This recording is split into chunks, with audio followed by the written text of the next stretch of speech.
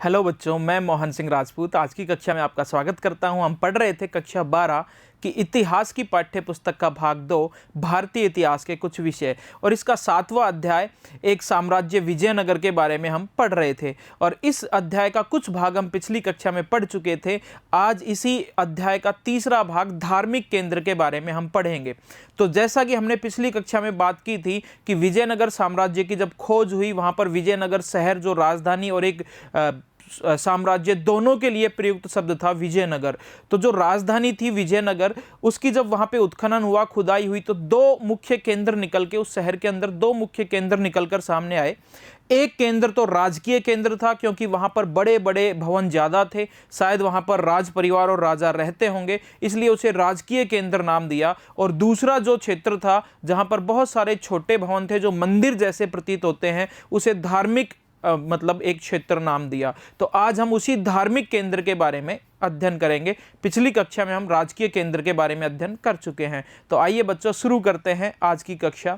तो देखिए, सबसे पहले देखते हैं धार्मिक केंद्र के बारे में हम पढ़ेंगे, और उसमें सबसे पहले बात करेंगे कि राजधानी का चयन, कि जो राजधानी है विजयनगर, ये क्षेत्र का चयन कैसे किया गया। कि इतना बड़ा विजयनगर साम्राज्य था। हमने बात की थी कि कृष्णा और तुंगभद्रा जो दोआब था, कृष्णा और तुंगभद्रा नदियों का जो क्षेत्र था, उसके दक्षिण का पूरा भाग विजयनगर साम्राज्य के अधीन होता था। तो एक जो राजधानी के लिए जो जगह चुनी गई, वो किस आधार पर चुनाव किया गया होगा कि इसी जगह हम अपनी राजधानी विजयनगर की निर्माण करेंगे। तो राजधानी का चयन शायद धार्मिक आधार पर किया गया। जैसा कि हमें पता चलता है कि वहां की स्थानीय मान्यताओं के अनुसार वो एक पवित्र भूमि थी, और हमारी रामायण जो ग्रंथ है उसके अनुसार वो वही क्षेत्र था जहां पे प्राचीन काल में किष्किंधा पर्वत था, जिसे किष्किंधा पर्वत रामायण में कहा गया है, जहां बाली और सुग्रीव का क्षेत्र होता था। इसके अलावा पंपा देवी और विरूपाक्ष भगवान से संबंधित भी वो भूमि थी। इसीलिए उस भूमि का धार्मिक महत्व देखते हुए विजयनगर के राजाओं ने उस जगह को ही राजधानी के रूप में चुना होगा। तो सबसे पहले वही देखते हैं कि उसी जगह को, जहां पर विजयनगर शहर के अवशेष हमें मिले हैं, उसी को राजधानी के रूप में क्यों चुना गया। तो देखिए, राजधानी का चयन।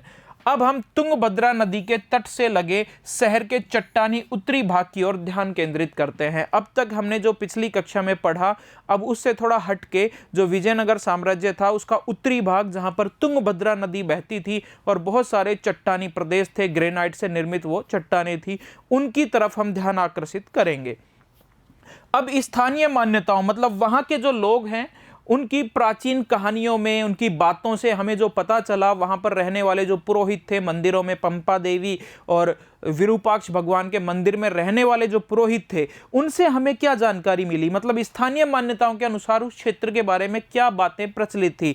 तो स्थानीय मान्यताओं के अनुसार ये पहाड़ियां, कौन सी पहाड़ियां, जो विजयनगर साम्राज्य के उत्तर में थी, तुंगभद्रा नदी के आसपास फैली हुई थी, उन पहाड़ियों के बारे में स्थानीय मान्यता क्या थी। वो ये थी कि रामायण में उल्लेखित, जो रामायण हमारा ग्रंथ है, रामायण में उल्लेखित बाली और सुग्रीव के वानर राज्य की रक्षा किया करती थी। ऐसा माना जाता है कि ये वही किष्किंधा पहाड़ी है जिनका वर्णन रामायण में हुआ है, और बाली और सुग्रीव के राज्य की सीमा की रक्षा करती थी ये पहाड़ियां। ऐसा वहां की स्थानीय मान्यताओं में बातें चलती है, प्रचलित है।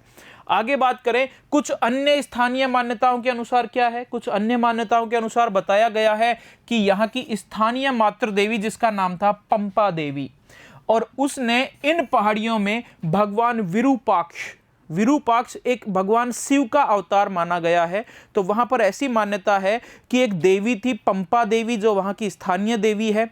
पंपा देवी ने भगवान विरूपाक्ष से विवाह करने के लिए तपस्या की थी इन्हीं पहाड़ियों में, और बाद में जो शिव का अवतार जिन्हें माना गया है भगवान विरूपाक्ष, वो पंपा देवी की तपस्या से खुश हुए और उनसे उन्होंने विवाह किया। इसीलिए इस क्षेत्र में भगवान विरूपाक्ष और पंपा देवी का मंदिर भी स्थित है। तो ऐसी स्थानीय मान्यता ये भी है कि पंपा देवी ने इन पहाड़ियों में विरूपाक्ष जो भगवान है उनके बारे में लिखा हुआ है, तो जो राज्य के संरक्षक देवता तथा शिव का एक रूप माने जाते थे। कौन? भगवान विरूपाक्ष से विवाह के लिए तप किया था। किसने? पंपा देवी जो है, इन्होंने भगवान विरूपाक्ष से विवाह के लिए तप किया था यहाँ पर, और ये विवाह बाद में हो गया था। भगवान विरूपाक्ष खुश हुए और उन्होंने पंपा देवी से विवाह कर लिया था। आज भी वहां के स्थानीय लोग जो विरूपाक्ष और पंपा देवी का जो मंदिर है वहां पे हर वर्ष इस विवाह का मतलब आयोजन करते हैं, एक तरह से एक उत्सव मनाते हैं विवाह के रूप में। तो देखिए यह विवाह जो उस समय हुआ ऐसा माना जाता है, यह विवाह विरूपाक्ष मंदिर में हर वर्ष धूमधाम से आयोजित किया जाता है वर्तमान में भी। यह क्षेत्र कई धार्मिक मान्यताओं से संबंध था, तो कई सारी धार्मिक मान्यताओं से संबंधित यह क्षेत्र था और जो शासक थे विजयनगर के वो भी अपने आप को धार्मिक मान्यताओं और देवताओं से जोड़ते थे ताकि उन्हें मान्यता मिल सके, उन्हें वैधता मिल सके जनता के द्वारा शासन करने की। इसलिए शायद धार्मिक महत्व को देखते हुए उन्होंने इस क्षेत्र में अपनी राजधानी बनाने का निश्चय किया था, राजधानी का चयन इसीलिए शायद उन्होंने किया था। शासक भी अपने आप को, जो शासक होते थे विजयनगर के शासक या अन्य शासक भी, तो शासक भी अपने आप को ईश्वर से जोड़ने के लिए मंदिर निर्माण को प्रोत्साहन देते थे और मंदिर महत्वपूर्ण धार्मिक, सामाजिक, सांस्कृतिक तथा आर्थिक केंद्रों के रूप में विकसित हुए। जो दक्षिण भारत में जो मंदिर थे वो धार्मिक केंद्र होता था, मतलब वहां पर बहुत सारे पुरोहित होते थे और धर्म से संबंधित बहुत सारे कर्मकांड किए जाते थे। तो जो मंदिर होते थे वो धार्मिक केंद्र तो होते ही थे, बहुत तरह के आयोजन किए जाते थे, उत्सव और त्योहारों के, नृत्य संगीत होता रहता था। तो इस तरह सामाजिक व संस्कृति के केंद्र भी हो गए वो मंदिर। और मंदिरों के चारों तरफ जो रास्ते होते थे उनमें बहुत ही शानदार बाजार लगते थे, और बाजार लगते थे इसीलिए वो मंदिर आर्थिक केंद्र भी थे। तो जो मंदिर थे वो धार्मिक, सामाजिक, सांस्कृतिक तथा आर्थिक केंद्रों के रूप में विकसित होते जा रहे थे। यह संभव है कि विजयनगर के स्थान का चयन वहां विरूपाक्ष तथा पंपा देवी के मंदिरों के अस्तित्व से प्रेरित था, ऐसा लगता है। इतिहासकारों ने ऐसा अनुमान लगाया है कि जो विजयनगर राजधानी वहां पर बनाई गई वो शायद इसी चीज से प्रेरित था कि ये एक बहुत अच्छा धार्मिक केंद्र था और पंपा देवी और भगवान विरूपाक्ष के मंदिर वहां पर स्थित थे, इसीलिए शायद विजयनगर के जो संस्थापक थे। तो बच्चों बताइए विजयनगर साम्राज्य के संस्थापक कौन थे? हरिहर और बुक्का। तो उन दोनों भाइयों ने शायद इसीलिए इस स्थान के धार्मिक महत्व को देखते हुए ही इस स्थान का राजधानी के रूप में चयन किया होगा, ऐसा माना जाता है। आगे देखिए, यहां तक कि विजयनगर के शासक भगवान विरूपाक्ष की ओर से शासन करने का दावा करते हैं। जो विजयनगर के शासक हैं जिन्हें राय कहा जाता है, वो ऐसा मानते हैं कि हम तो केवल इस राज्य के सेवक हैं, ये राज्य वास्तव में किसका है? भगवान विरूपाक्ष का है। इस राज्य के, विजयनगर साम्राज्य के स्वामी वो भगवान विरूपाक्ष को मानते हैं और अपने आप को तो उनका सेवक मानते हुए केवल राज्य को संभालते हैं, ऐसा वो मानते हैं कि वास्तविक स्वामी विरूपाक्ष है। यहां तक कि जो आदेश जारी होते थे राजा के द्वारा, उन आदेशों के ऊपर भी भगवान विरूपाक्ष का नाम होता था। देखिए, वो सभी राजकीय आदेशों पर भी सामान्यतः कन्नड़ भाषा में, जो वहां पर चलती थी, वहां की स्थानीय भाषा कन्नड़ भाषा थी, तो सभी राजकीय आदेशों पर सामान्यतः कन्नड़ भाषा में, कन्नड़ लिपि में श्री विरूपाक्ष शब्द अंकित होता था। तो श्री विरूपाक्ष के नाम से ही आदेश जारी होते थे और भगवान विरूपाक्ष के नाम से ही वो लोग शासन करते थे, विजयनगर के शासक। आगे बात करें तो शासक देवताओं से अपने गहन संबंधों के संकेतक के रूप में विरुद्ध हिंदू सुरताना का प्रयोग भी करते थे। विजयनगर के जो शासक थे वो अपने आप को देवताओं से संबंध करने के लिए एक उपाधि धारण करते थे जिसका नाम है हिंदू सुल्ताना। इसका अर्थ है हिंदू सुल्तान, हिंदू धर्म की रक्षा करने वाला सुल्तान। इस तरह की उपाधियां भी विजयनगर के शासक धारण करते थे। आगे बात करें गोपुरम और मंडप। तो धार्मिक केंद्र की हम बात कर रहे हैं, मंदिरों की बातें कर रहे हैं, तो मंदिरों के दो चीजों के बारे में, मंदिरों के दो अंग होते हैं, उनके बारे में अब हम बात करेंगे।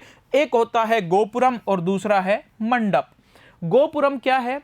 तो मंदिर जो होते हैं दक्षिण भारत में, देखिए मंदिर निर्माण कला की अलग अलग शैलियां अलग अलग क्षेत्रों में प्रचलित थी। उत्तर भारत में जिस शैली के मंदिर बनते थे उन्हें कहते थे नागर शैली, और दक्षिण भारत में जो मंदिर बनते हैं वो शैली कहलाती है द्रविड़ शैली। तो जो द्रविड़ शैली के जो मंदिर हैं उनका जो भव्य प्रवेश द्वार होता है, बहुत ही ऊंचा और बहुत ही शानदार जो प्रवेश द्वार होता है, उसको क्या कहते हैं? गोपुरम। तो सीधी ध्यान रहे कि दक्षिण भारत में मंदिरों के प्रवेश द्वार को क्या कहते हैं? गोपुरम। या कह दें कि द्रविड़ शैली में मंदिरों के प्रवेश द्वार को क्या कहते हैं? गोपुरम। और मंदिर के अंदर जो मंडप होता है उसमें फिर मुख्य भगवान की मूर्ति होती है। तो मंदिरों के दो भागों की बात करेंगे, गोपुरम और मंडप। तो देखिए, मंदिर स्थापत्य के संदर्भ में इस समय तक कई नए तत्व प्रकाश में आते हैं। मतलब मंदिर निर्माण शैली कई तरह से बदल रही थी और कई नई तत्व मंदिर निर्माण शैली में देखने को मिलते हैं। इसका सबसे अच्छा उदाहरण है राय गोपुरम। राय, विजयनगर के जो शासक थे वो राय की उपाधि धारण करते थे, वो राय कहलाते थे। और उन्होंने मंदिरों में जो भव्य गोपुरम, बहुत शानदार प्रवेश द्वार बनवाए, प्रवेश द्वार को गोपुरम, और क्योंकि वो विजयनगर के राय शासकों ने बनवाए इसलिए उनको कहते हैं राय गोपुरम। तो देखिए, इसका सबसे अच्छा उदाहरण क्या है? राय गोपुरम अथवा राजकीय प्रवेश द्वार। जो राय गोपुरम, जो भव्य प्रवेश द्वार विजयनगर के राय शासकों ने बनवाया था, वो केवल राजकीय प्रवेश द्वार होता था। कभी राजा, जब राज परिवार या राजा जब मंदिर में आता था उस समय उस भव्य प्रवेश द्वार को खोला जाता था। आम जनता के लिए तो दूसरा प्रवेश द्वार होता था। तो जो राय गोपुरम होते थे वो मुख्यतः राजकीय प्रवेश द्वार होते थे, जो अक्सर केंद्रीय देवालयों की मीनारों को बौना प्रतीत कराते थे। मतलब जो गोपुरम होते थे या राजकीय प्रवेश द्वार या राय गोपुरम होते थे वो इतने भव्य, मतलब शानदार और इतने ऊंचे होते थे कि अंदर का जो मंदिर है वो भी उनके सामने बौना प्रतीत होता था। मतलब मंदिर के शिखर से भी ज्यादा ऊंचे गोपुरम प्रवेश द्वार का शिखर होता था। तो जो मुख्य मंदिर है वो भी बौना प्रतीत होता था प्रवेश द्वारों के सामने, जो लंबी दूरी से ही मंदिर के होने का संकेत देते थे। तो गोपुरम इतने ऊंचे होते थे कि लंबी दूरी से, बहुत दूर से ही वो दिखाई दे जाते थे, क्योंकि बहुत ऊंचे होते थे और बहुत दूर से ही पता चल जाता था कि वहां पर मंदिर है। ये संभवतः शासकों की ताकत की याद भी दिलाते हैं। तो इतने बड़े वो दरवाजे क्यों बनवाते थे? क्योंकि शासक दिखाना चाहते थे कि अपनी ताकत को दिखाना चाहते थे, अपनी समृद्धि को दिखाना चाहते थे, इसलिए वो मंदिर के जो गोपुरम बनवाए हैं इतने शानदार और इतने ऊंचे उन्होंने बनवाए हैं। ये देखिए, आप चित्र में देख रहे हैं एक मंदिर का गोपुरम। तो ये एक मंदिर है और मंदिर में ये एक प्रवेश द्वार है और प्रवेश द्वार को ही क्या कहते हैं? गोपुरम। और ये इतने शानदार होते थे, इतने ऊंचे होते थे कि जो मुख्य मंदिर है, ये मुख्य मंदिर है और मुख्य मंदिर का जो शिखर है वो भी बौना प्रतीत होता था। किसके सामने? मुख्य द्वार या गोपुरम के सामने। तो गोपुरम दक्षिण भारत के मंदिर निर्माण शैली, जिसे द्रविड़ शैली कहते हैं, उसकी मुख्य विशेषता है। और बहुत सारे गोपुरमों का निर्माण, बहुत सारे मंदिरों में जो गोपुरम है उनका निर्माण विजयनगर के राय शासकों ने करवाया, इसलिए उन्हें राय गोपुरम कहते हैं। और ये राजकीय प्रवेश द्वार होता था, यहां से राजा और उसका राज परिवार ही मंदिर में प्रवेश करता था। आम जनता के लिए तो दूसरे प्रवेश द्वार होते थे जो छोटे होते थे। तो यह है एक मंदिर का गोपुरम जो कि इतना ऊंचा और इतना विशाल है, इतना शानदार है कि मुख्य मंदिर का जो शिखर है वो भी उसके सामने बौना प्रतीत होता है। देखिए बच्चों, आगे अन्य विशिष्ट अभिलक्षणों में मंदिर के अन्य जो लक्षण होते थे, अब उनकी बात करेंगे। अन्य लक्षणों में गोपुरम हमने पढ़ा। अन्य लक्षणों में एक तो होता था मंडप और दूसरा होता था लंबे स्तंभों वाला गलियारा। मंडप तो वो होता था जहां पर मुख्य देवता की मूर्ति रखी हुई होती थी, उसे कहेंगे मंडप। और उस मंडप के चारों तरफ जो परिक्रमा पथ बनता था उसे क्या कह रहे हैं? गलियारा। स्तंभ अच्छे शानदार लंबे लंबे स्तंभ होते थे, चारों तरफ गलियारा जहां से श्रद्धालु परिक्रमा करते थे। तो ये भी मंदिरों के अंग है, विशिष्ट भाग हैं, जो अक्सर किसके बारे में बात कर रहे हैं? लंबे स्तंभों वाले गलियारों के बारे में, जो अक्सर मंदिर परिसर में स्थित देवालयों के चारों ओर बने थे। ये भी मंदिर के विशिष्ट अंगों में सम्मिलित है। कौन कौन से? मंडप और गलियारे। गलियारों के बारे में लिखा है कि ये अक्सर मंदिर परिसर में स्थित देव स्थलों के चारों ओर बने हुए होते थे। तो देखिए, ये एक मंडप का चित्र आप देख रहे हो। ये मंदिर है कोई और ये मंदिर का प्रवेश द्वार है, तो इसे तो कहेंगे गोपुरम। और ये मंडप है जिसमें मुख्य देवता की मूर्ति रखी हुई होती थी, तो एक मंडप का उदाहरण है। ठीक है बच्चों।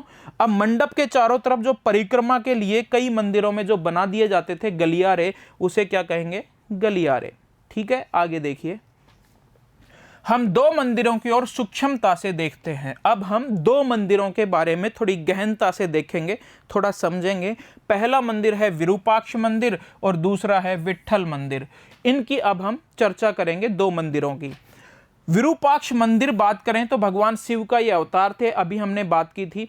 और विरूपाक्ष मंदिर का निर्माण कई शताब्दियों में हुआ। विरूपाक्ष मंदिर जो है ये ऐसा माना जाता है कि 9वीं 10वीं शताब्दी में बना। फिर बाद में जब अन्य शासक आए तो वो भी इसमें कुछ ना कुछ भाग बनवाते गए, और ये जो 9वीं 10वीं शताब्दी में बना हुआ था विरूपाक्ष मंदिर, इसके बाद इसका ज़्यादातर निर्माण विजयनगर के शासकों द्वारा करवाया गया। फिर इसको और बड़ा बनवा दिया गया विजयनगर के शासकों द्वारा, ऐसा माना गया है। तो अभिलेखों से पता चलता है कि सबसे प्राचीन मंदिर 9वीं 10वीं शताब्दियों का था। विरूपाक्ष मंदिर का सबसे प्राचीन भाग 9वीं 10वीं शताब्दी में बना। बाद में अन्य शासक इसमें कुछ ना कुछ और चीजें बनवाते रहे, इसको और विशाल बनाते चले गए। विजयनगर साम्राज्य की स्थापना के बाद इसे कहीं अधिक बड़ा किया गया था और बड़ा बनवा दिया गया था विरूपाक्ष मंदिर को। मुख्य मंदिर के सामने बना मंडप, जो विरूपाक्ष मंदिर है उस मंदिर के सामने बना हुआ मंडप, जो विजयनगर का एक सबसे प्रसिद्ध शासक था कृष्णदेव राय, उसके द्वारा बनवाया गया था। वही है कि मुख्य मंदिर के सामने बना मंडप कृष्णदेव राय ने अपने राज्यारोहण के उपलक्ष्य में बनवाया था। जिस वर्ष उसका राज्याभिषेक हुआ तो उसकी याद में उसने वो मंडप बनवाया था, जो मुख्य मंदिर के सामने बना हुआ है। और पूर्वी गोपुरम, जो विरूपाक्ष मंदिर है उसका जो पूर्वी दरवाजा है, पूर्वी गोपुरम जिसको कहेंगे, वो भी किसके द्वारा बनवाया गया था? कृष्णदेव राय के द्वारा। तो पूर्वी गोपुरम के निर्माण का श्रेय भी उसे ही दिया जाता है। किसको दिया जाता है? कृष्णदेव राय जो शासक था उसी को दिया जाता है। मंदिर के सभागारों का प्रयोग विविध प्रकार के कार्यों के लिए होता था। अब मंदिर का एक और भाग है सभागार। सभागार मतलब मंदिर है और मंदिर के बाहर सामने जो बड़ा सा एक बरामदा बना दिया जाता है, सभागार, जिसमें सभा या भजन कीर्तन करने के लिए श्रद्धालु बैठ जाते हैं, उस सभागार की बात कर रहे हैं कि सभागार किस लिए बनाया जाता था और क्या काम आता था। तो मंदिर के सभागारों का प्रयोग विविध प्रकार के कार्यों के लिए होता था। क्या क्या कार्यों के लिए उस सभागार का प्रयोग किया जाता था? तो देखिए, जिनमें देवताओं की मूर्तियां, संगीत, नृत्य और नाटकों के विशेष कार्यक्रमों को देखने के लिए रखी जाती थी। इन सभागारों में जब कभी मंदिर में ना कोई आयोजन होता था, नृत्य, संगीत या नाटक, तो उसको देखने के लिए मूर्तियां वहां पर रख दी जाती थी सभागारों में, ताकि वो भगवान की मूर्ति है, भगवान है, वो भी उसको देख सके। तो उन मूर्तियों को रखने के लिए प्रयोग किया जाता था। किसी भी आयोजन के समय सभागारों का इस तरह प्रयोग किया जाता था। अन्य प्रयोग क्या थे सभागारों के? अन्य सभागारों का प्रयोग देवी देवताओं के विवाह के उत्सव पर आनंद मनाने, और कुछ अन्य का प्रयोग देवी देवताओं को झूला झुलाने के लिए भी होता था। मतलब कभी किसी देवी देवताओं का, जैसे अभी हमने बात की कि विरूपाक्ष मंदिर में प्रतिवर्ष आज भी ये परंपरा चलती है कि जो पंपा देवी और विरूपाक्ष भगवान है उनके विवाह का आयोजन किया जाता है धूमधाम से। तो ऐसे विवाहों का आयोजन सभागार में ही होता था। इसके अलावा देवताओं को झूला झुलाने के लिए भी सभागारों का प्रयोग किया जाता था। आगे है दूसरा देव स्थल। विरूपाक्ष मंदिर की अभी हमने बात की। जो दूसरा देव स्थल है, दूसरा मंदिर है, वो है विट्ठल मंदिर। भी रोचक है। तो विट्ठल जो मंदिर है भगवान विट्ठल का, और हमने पिछले अध्याय में जब हम पढ़ रहे थे भक्ति आंदोलन तो बात की थी कि महाराष्ट्र में भक्ति आंदोलन पंढरपुर के देवता विठोबा के चारों ओर केंद्रित था। जो विठोबा भगवान है महाराष्ट्र में जो बहुत प्रसिद्ध है, वो विष्णु के एक अवतार है और उन्हीं को विट्ठल भी कहा जाता है। तो महाराष्ट्र के मुख्य देवता विट्ठल का मंदिर यहाँ भी बना था, जो कर्नाटक का क्षेत्र है जहाँ पर विजयनगर साम्राज्य स्थित था। यहाँ के प्रमुख देवता विट्ठल थे। विट्ठल मंदिर के प्रमुख देवता विट्ठल थे, जो सामान्यतः महाराष्ट्र में पूजे जाने वाले विष्णु के एक रूप हैं। तो इस तरह से दो मंदिरों की हमने थोड़ी यहाँ पर चर्चा की। अब आगे देखते हैं महलों, मंदिरों तथा बाजारों का अंकन। महलों, मंदिरों तथा बाजारों का अंकन। हमने विजयनगर साम्राज्य के बारे में कई सारी बातें पढ़ी। अब उनके बारे में बात करेंगे कि ये सब खोजा कैसे गया। ये सब तो बहुत सारी चीज़ें तो खंडर थी, लेकिन फिर भी इनको खोजा गया, खुदाई की गई, बहुत सारे अभिलेख वगैरह देखे गए, बहुत सारे विदेशी यात्रियों के वृत्तांतों का सहारा लिया गया और सब चीज़ों को दोबारा से खोजा गया। और इतिहासकारों ने विजयनगर साम्राज्य के इतिहास को पुनर्निर्माण किया, उसको लिखा, उसको जाना। तो ये बात करेंगे कि ये सब कैसे पता चला। तो देखिए, हमने विजयनगर के विषय में जानकारी के भंडार का विश्लेषण किया है। कैसे कैसे हमने विजयनगर साम्राज्य की जानकारी प्राप्त की। फोटोग्राफ देखे हमने, नक्शे बनाए इतिहासकारों ने, सर्वे किया वो हमने देखे, संरचनाओं के खड़े रेखा चित्र, कई सारे जो महल वगैरह थे जिसमें एक कमल महल या लोटस महल भी था, उसके बारे में भी हमने देखा, उसका रेखा चित्र देखा और मूर्तियां भी देखी। और इन सब के द्वारा हमने विजयनगर साम्राज्य के बारे में कुछ जानकारी प्राप्त की है। लेकिन ये सारी चीजें कैसे खोजे गए, ये सब चीजें खोजे कैसे गए, तो वो बात अब हम यहाँ करेंगे। और आपको याद होगा सबसे पहले ये कार्य किसने शुरू किया था? कॉलिन मैकेंजी ने। तो देखिए, कॉलिन मैकेंजी द्वारा किए गए आरंभिक सर्वेक्षणों कॉलिन मैकेंजी ने यहाँ का चित्र बनाया था, थोड़ा सर्वेक्षण किया था, तो वो है। दूसरा है यात्रा वृत्तांतों, जो बहुत सारे विदेशी यात्री आए उस समय जब विजयनगर साम्राज्य बिल्कुल फल फूल रहा था, तो अब्दुल रज्जाक और अन्य कई सारे विदेशी यात्री आए, उन्होंने विजयनगर साम्राज्य के बारे में लिखा है, तो उनसे भी हमने विजयनगर साम्राज्य की जानकारी प्राप्त की। अभिलेखों का भी सहारा लिया। विरूपाक्ष भगवान का जो मंदिर है और पंपा देवी का मंदिर है, वहाँ पे हमें कई सारे अभिलेख मिले हैं। उन अभिलेखों में जानकारी मिलती है कि विजयनगर के शासकों ने कब कितना दान पुण्य किस मंदिर में दिया, ये कुछ जानकारी हमें मिल जाती है। तो उससे भी हमें विजयनगर के बारे में जानकारी मिली। जानकारी का इन सब जानकारियों को एक साथ जोड़ दिया गया। कौन कौन सी? मैकेंजी द्वारा किया गया सर्वेक्षण, विदेशी यात्रियों के वृत्तांत और अभिलेखों से जो जानकारी मिली, इन सबको एक साथ जोड़ के इस तरह इतिहास के बारे में जानकारी प्राप्त की गई। 20वीं शताब्दी में इस स्थान का संरक्षण भारतीय पुरातत्व सर्वेक्षण तथा कर्नाटक के पुरातात्विक एवं संग्रहालय विभाग द्वारा किया गया था।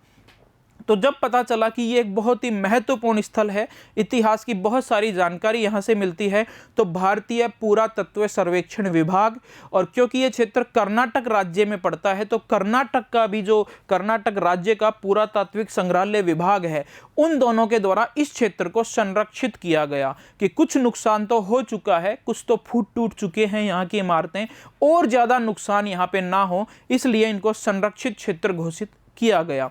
अब आगे काम फिर शुरू हुआ। 1976 में अब क्या होता है कि हम्पी को राष्ट्रीय महत्व के स्थल के रूप में मान्यता मिली।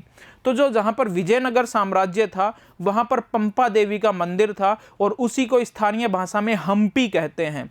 तो फिर हम्पी जो क्षेत्र है उसको, हम्पी जो जगह है वहां पे खूब सारे महल या विजयनगर साम्राज्य के अस्तित्व वहीं से मिले हैं, जिसे आजकल हम्पी स्थान नाम दिया गया है। तो जो हम्पी जगह है उसे 1976 में राष्ट्रीय महत्व के स्थल, मतलब राष्ट्रीय धरोहर के रूप में उसे मान्यता मिली। तो ये वाली लाइन जरूर याद रखना कि हम्पी को राष्ट्रीय महत्व या राष्ट्रीय चीज में कब शामिल किया गया था, राष्ट्रीय धरोहर में कब शामिल किया गया था? 1976 में। फिर उसके बाद तदोपरांत 1980 के दशक के आरंभ में विविध प्रकार के अभिलेखों के प्रयोग से, बहुत सारे अभिलेखों को पढ़ा, उनकी तुलना की अन्य चीजों से, तो विविध प्रकार के अभिलेखों के प्रयोग से, व्यापक तथा गहन सर्वेक्षणों के माध्यम से विजयनगर में मिले भौतिक अवशेषों की सूक्ष्मता से प्रलेखन कर एक महत्वपूर्ण परियोजना का शुभारंभ किया गया। विजयनगर साम्राज्य की पूरी जानकारी इकट्ठा करने का काम, शुभारंभ इसका हो गया, इस काम का। और बहुत सारे अभिलेख, साथ ही बहुत सारे सर्वेक्षण और जो भी भौतिक अवशेष वहां पर मिले हैं, इन सबको एक साथ मिलाया गया और इस तरह फिर विजयनगर साम्राज्य के इतिहास का पुनर्निर्माण किया गया। इस विशद प्रक्रिया, ये बहुत कठिन प्रक्रिया थी, इतनी आसान नहीं थी। विजयनगर साम्राज्य के इतिहास का पुनर्निर्माण करना इतना आसान नहीं था। अभिलेख जो हैं वो अलग अलग लिपियों, अलग अलग भाषाओं में हैं, उनको पढ़ना आसान नहीं था। फिर विदेशी यात्रियों ने जो लिखा, उन अभिलेखों का उनसे मिलान करना और जो सामान्य बातें, एक जैसी बातें थी, उनको अलग लिखना, ये मतलब बहुत एक कठिन प्रक्रिया थी। तो इस विशद प्रक्रिया के सिर्फ एक हिस्से को हम बारीकी से यहाँ देखेंगे कि किस तरह ये सब किया गया। और जो ये बड़ी कठिन प्रक्रिया थी विजयनगर इतिहास के पुनर्निर्माण की, इसके एक हिस्से को हम समझेंगे कि ये सब कैसे किया गया। और वो एक हिस्सा है जिसके बारे में हम यहाँ देखेंगे, वो है मानचित्र निर्माण। कि जो हमने हमारी पाठ्य पुस्तक में देखा, विजयनगर साम्राज्य का जो मानचित्र दिया हुआ है, वो मानचित्र हमने बनाया है, हमारे इतिहासकारों ने बनाया है। तो वो किस तरह बनाया होगा उन्होंने, क्या चीज़ें उन्हें ऐसी मिली होंगी कि उन्होंने अनुमान लगाया कि यहाँ पर राजकीय केंद्र था, यहाँ पर धार्मिक केंद्र था, यहाँ पर नहर थी, यहाँ पर हौद था पानी का। तो ये सब जानकारी हम लेंगे कि ये चित्र कैसे बनाया गया होगा। तो देखिए, इसका पहला चरण जो मानचित्र बनाया विजयनगर साम्राज्य का, इसका पहला चरण था कि संपूर्ण क्षेत्र को 25 वर्गाकार भागों में बांटा गया। पूरा जो विजयनगर साम्राज्य का क्षेत्र, जहां जहां से अवशेष मिले, विजयनगर राजधानी क्षेत्र, तो वहां पर 25 भागों में, वहां पर एक मतलब बना दी पूरी की पूरी एक आयताकार, और उसको उस वर्गाकार भाग को 25 छोटे छोटे वर्गाकार भागों में बांट दिया गया पूरे क्षेत्र को। और प्रत्येक वर्ग को वर्णमाला के एक अक्षर से इंगित किया गया। ऐसे 25 भागों में बांट दिया और सब भागों को एक एक अंग्रेजी वर्णमाला के अक्षर का नाम दिया, ए भाग, बी भाग, सी भाग, डी भाग, इस तरह से। फिर इन छोटे वर्गों को पुनः और भी छोटे वर्गों और समूहों में बांटा गया। जो वर्ग बनाए ए भाग में भी फिर वापस से उसको 25 भागों में बांटा, ए भाग, बी भाग, फिर उसको भी वापस 25, मतलब बहुत छोटे छोटे भागों में इसको बांटते चले गए। तो देखिए चित्र में किस प्रकार से सर्वेक्षण किया गया। ये पूरा एक क्षेत्र था जहां पर विजयनगर राजधानी क्षेत्र स्थित था। इस पूरे भाग को इस तरह से 25 छोटे वर्गों में बांट दिया गया। वर्णमाला के हर अक्षर से एक वर्ग को नाम दिया गया। जैसे ये जो वर्ग बना ये क्षेत्र, इसको ए, बी, सी, डी, ई, इस तरह से नाम दिए गए हैं। फिर बाद में देखा तो इसको हर वर्ग को फिर 25-25 भागों में बांटा गया, फिर उनको फिर से 25-25 भागों में बांटा गया, और इस तरह छोटे छोटे हिस्से की खुदाई शुरू की गई, सर्वेक्षण शुरू किया गया। बहुत ही मुश्किल काम था और बहुत ही लंबे समय में जाके हमें विजयनगर साम्राज्य के बारे में फिर ठीक से पता चल पाया। तो इस तरह से ये मानचित्र निर्माण बहुत ही एक कठिन कार्य था। आगे देखिए बच्चों, ये गहन सर्वेक्षण बहुत परिश्रम से किए गए थे, इतना आसान नहीं था, और इनसे हजारों संरचनाओं के अंशों, छोटे देवालयों और आवासों से लेकर विशाल मंदिरों तक को पुनः उजागर किया गया। मतलब पूरे विजयनगर के साम्राज्य के इतिहास का पुनर्निर्माण किया गया इस सर्वेक्षण के द्वारा, जो बहुत ही कठिन सर्वेक्षण था। तो उम्मीद है बच्चों आज की कक्षा आपको पसंद आई होगी। अब हम अगली कक्षा में मिलेंगे इसी अध्याय के अगले भाग के साथ। धन्यवाद।